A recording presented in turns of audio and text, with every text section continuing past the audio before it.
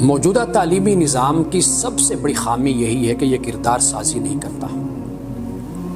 تعلیمی نظام صرف یہ نہیں کہ جو سیکولر ہے یعنی اسکول، کالج، یونیورسٹی، بلکہ مذہبی نظام تعلیم کو اگر آپ دیکھیں گے تو وہاں پر بھی یہی خامی آپ کو نظر آئے گی۔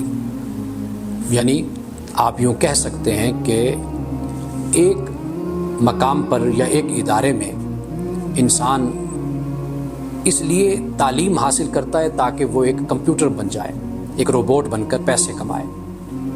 دوسرے ادارے میں جو تعلیم دی جاتی ہے اس میں خاص عقیدہ، نظریہ، مسلک اور فرقہ اس کا پرچار ہوتا ہے اور اس کی پروجیکشن ہوتی ہے۔